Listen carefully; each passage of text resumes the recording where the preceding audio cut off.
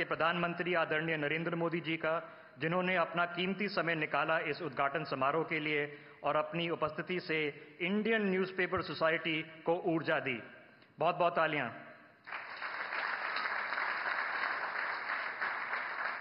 मैं INS president Rakesh Sharma ji से अनुरोध करूंगा कि वह आदरणीय प्रधानमंत्री महोदय को सम्मानित कर स्वागत करें।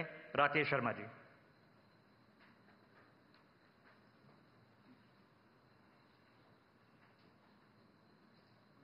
तालियां की गूंज आती रहे।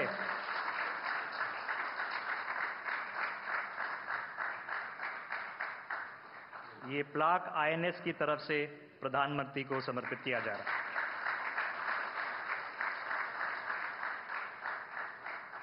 राकेश जी, अब माननीय मुख्यमंत्री एकनाथ शिंदे जी से पहले आदरणीय राज्यपाल रमेश बैस जी को भी स्वागत करेंगे।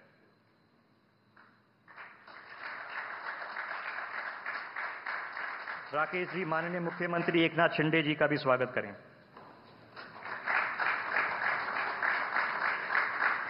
राकेश जी से गुजारिश है कि माननीय उप मुख्यमंत्री श्री देवेंद्र फडणवीस को सम्मानित करें। और अब उप मुख्यमंत्री श्री अजीत पवार जी।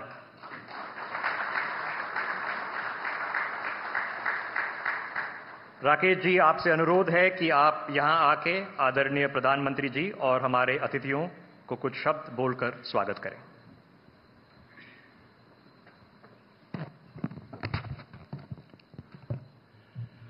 राष्ट्रहित के सबसे बड़े चिंतक और राष्ट्रहित में जिनको मैं अपना गुरु मानता हूं, मैं दो शब्द उनकी वंदना में कहना चाहता हूं। अखंड मंडलाकारं व्याप्तम येन चराचरम तत्पदम दर्शितम येन तस्मै श्री गुरुवे नमः।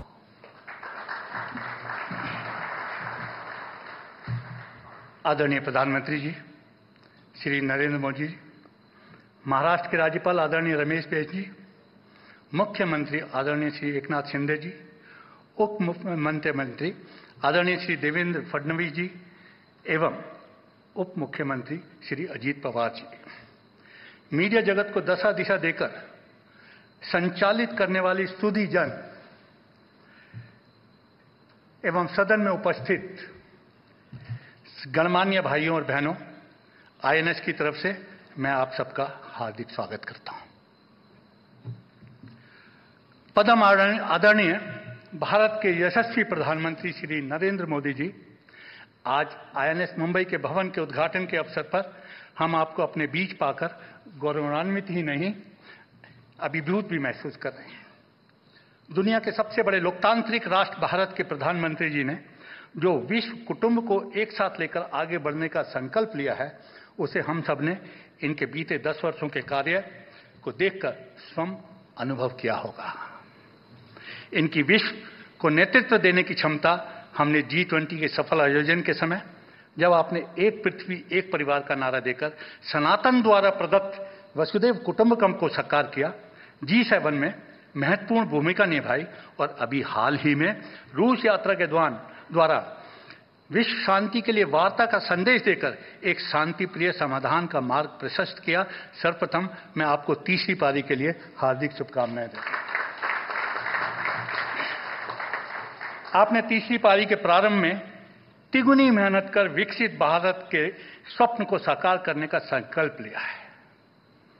वह अद्भुत एवं अद्वितीय है।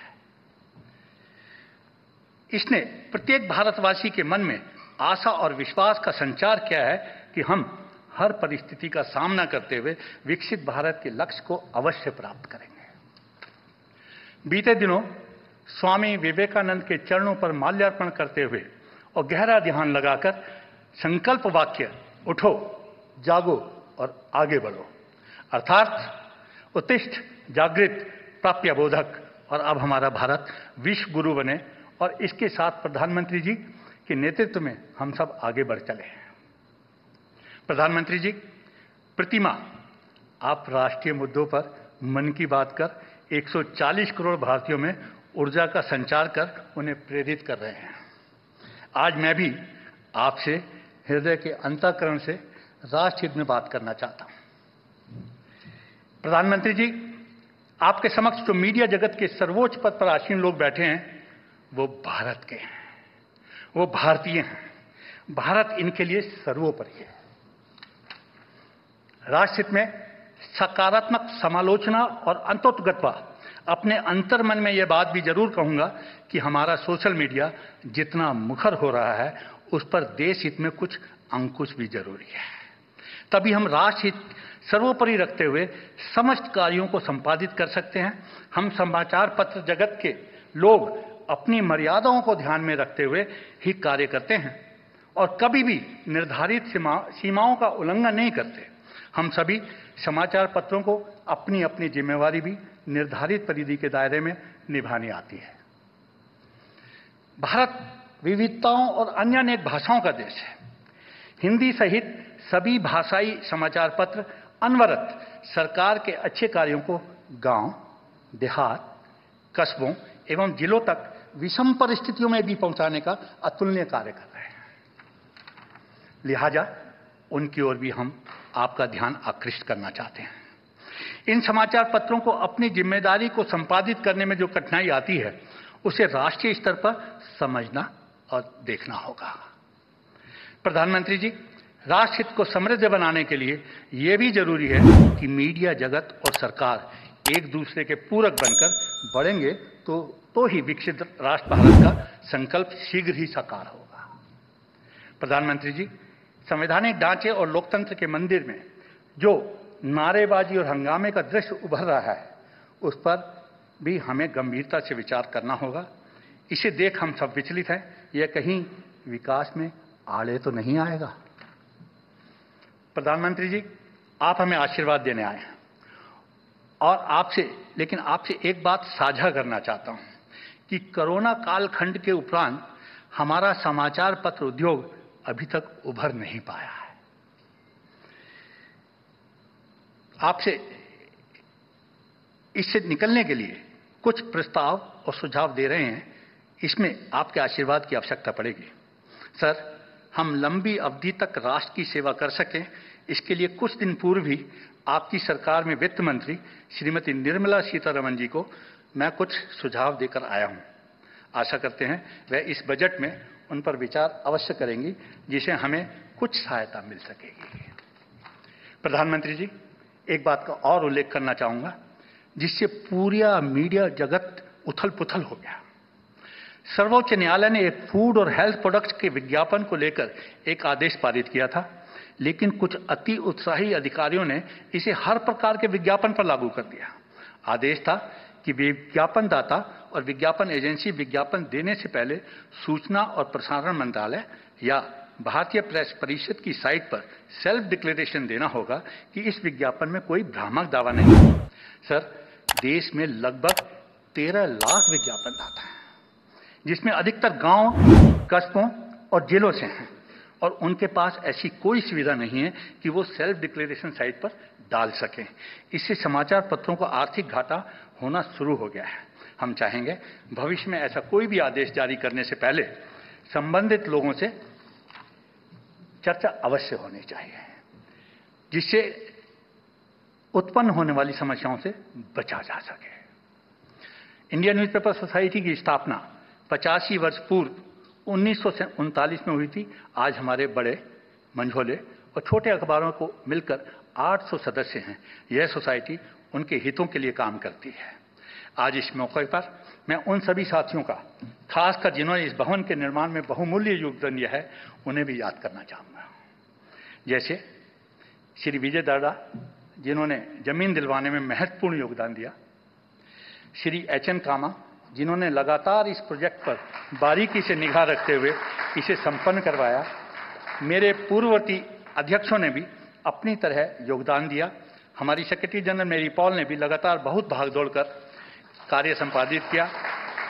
और अंत में मैं राज्यसभा सांसद कार्तिकेय शर्मा जी का भी अभिवादन करूंगा, जिन्होंने आज के कार्यक्रम को सफल बनाने में बहुत योगदान दिया है। प्रधानमंत्री जी, समाचार पत्र उद्योग का विकसित राष्ट्र बनाने में बहुत योगदान रहने वाला है। मेरा आपसे विनम्र अनुरोध है कि जैसे आज संवाद हुआ है, वह साल प्रति साल ऐसा आपके साथ इंडस्ट्री के साथ चर्चा का मौका मिले तो उससे हमें बहुत ऊर्जा मिलेगी। अंत में ऋग्वेद दशम मंडल के मंत्र उद्धृत करते हुए मैं इंडियन न्यूज़पेपर सोसाइटी की ओर से यही कहूंगा कि सम गच्छत्वम संबद्धाम सावो मानांसी जानता हम देवा समानो मंत्र समिति समानी। हम भावनात्मक जुड़ाव से आपके संकल्पों के साथ जुड़ते हुए आगे बढ़ने के लिए निरंतर प्रगतिवान रहेंगे। प्रधानमंत्री जी, आपकी उपस्थिति से हम अनुग्रहित हैं। आप हमें नव ऊर्जा देने आए हैं। अब मैं आपको आमंत्रित करूंगा कि आप अपने आशीर्वचन से हमें अनुग्रहित करें।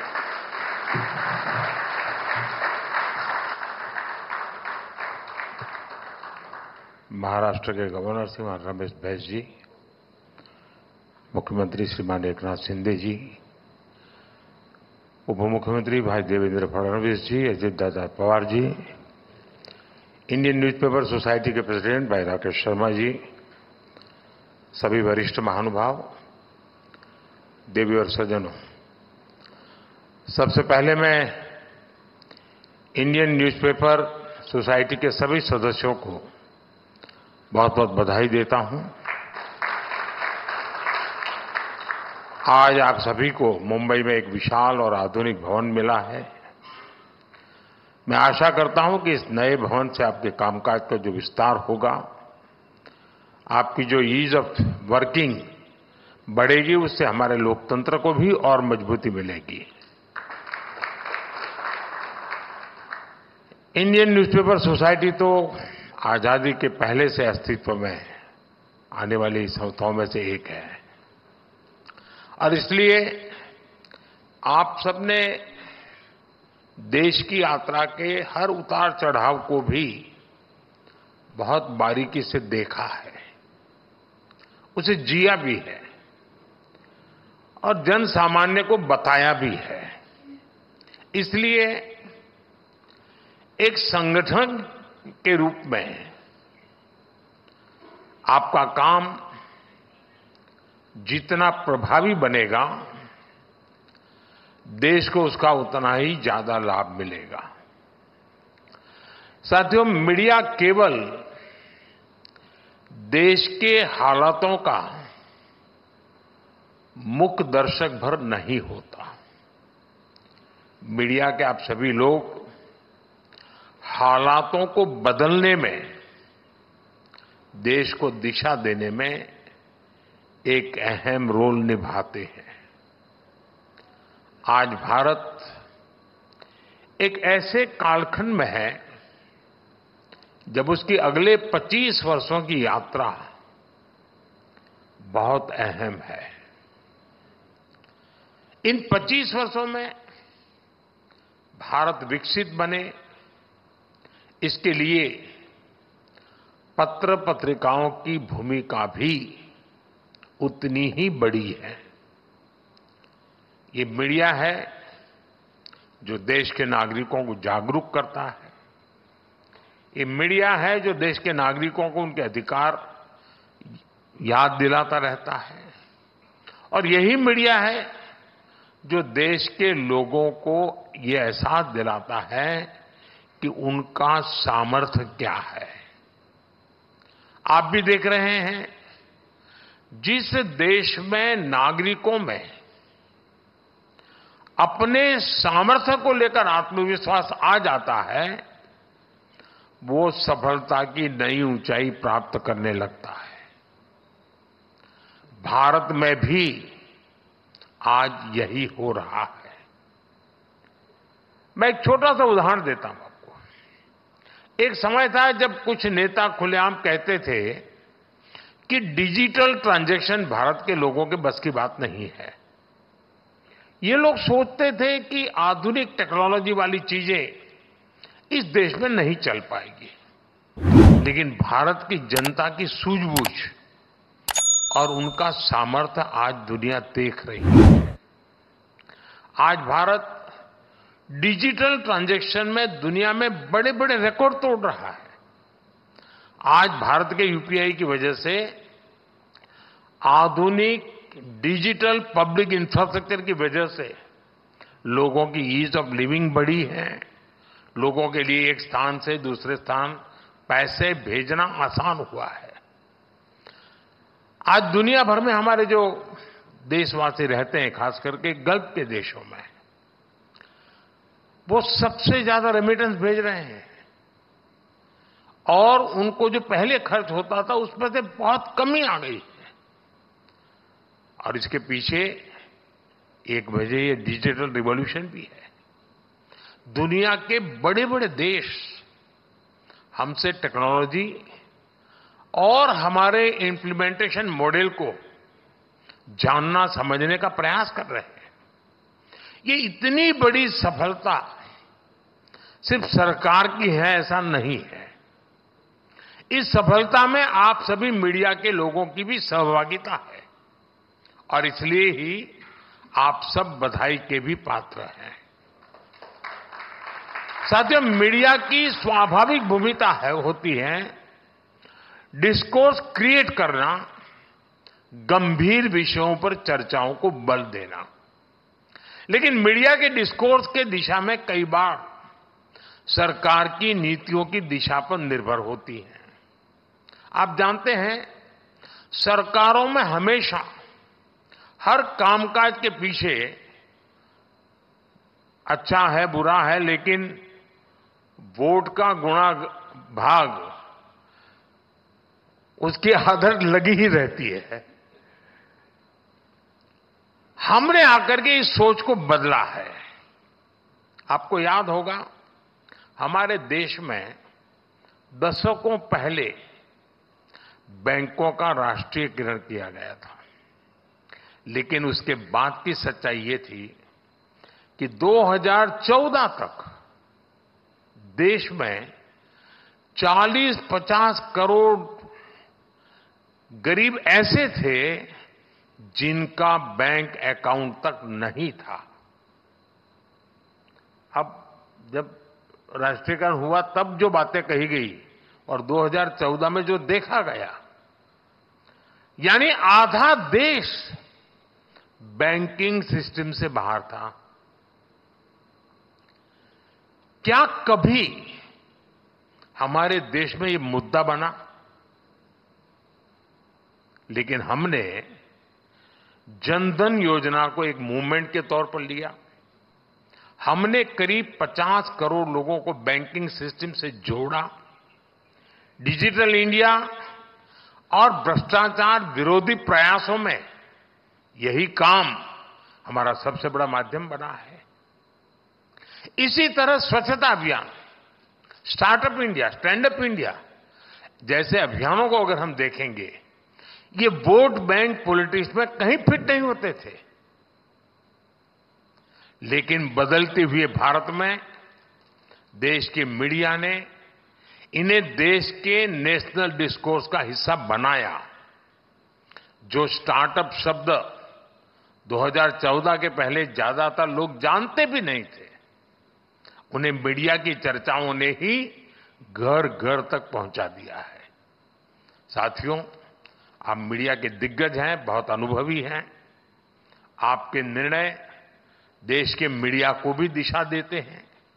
इसलिए आज के इस कार्यक्रम में मेरे आपसे कुछ आग्रह भी हैं। साथियों, किसी कार्यक्रम को अगर सरकार शुरू करती है तो ये जरूरी नहीं है कि वो सरकारी कार्यक्रम है। सरकार किसी विचार पर बल देती है तो जरूरी नहीं है कि वो सिर्फ सरकार का ही विचार है। जैसे कि देश ने अमृत महोत्सव मनाया, देश ने हर घर तिरंगा अभियान चलाया। सरकार ने इसकी शुरुआत जरूर की, लेकिन इसको पूरे देश ने अपनाया और आगे बढ़ाया। इसी तरह आज देश पर्यावरण पर इतना जोर दे रहा है, ये राजनीति से हटकर मानवता के भविष्य का विषय है। जैसे कि अभी एक पेड़ मां के नाम ये अभियान शुरू हुआ है। भारत के इस अभियान की दुनिया में भी चर्चा शुरू हो गई है। मैं अभी G7 में गया था, जब मैंने इस विषय को रखा तो उनके लिए बड़ी उत्सुकता थी, क्योंकि हर एक को अपनी मां का प्रति एक रहता है कि उसको लगता है ये बहुत क्लिक कर जाएगा, हर कोई कह रहा था। देश के ज्यादा से ज्यादा मीडिया हाउस अगर इससे जुड़ेंगे तो आने वाली पीढ़ियों का बहुत लाभ होगा। मेरा आग्रह है, ऐसे हर प्रयास को आप देश का प्रयास मानकर उसे आगे बढ़ाएं। ये सरकार का प्रयास नहीं है, देश का है। इस साल हम संविधान का 75वां वर्ष भी मना रहे हैं। संविधान के प्रति नागरिकों में कर्तव्य बोध बढ़े, उनमें जागरूकता बढ़े, इसमें आप सभी की बहुत बड़ी भूमिका हो सकती है। साथियों, एक विषय है टूरिज्म से जुड़ा हुआ भी। टूरिज्म सिर्फ सरकार की नीतियों से नहीं बढ़ता है।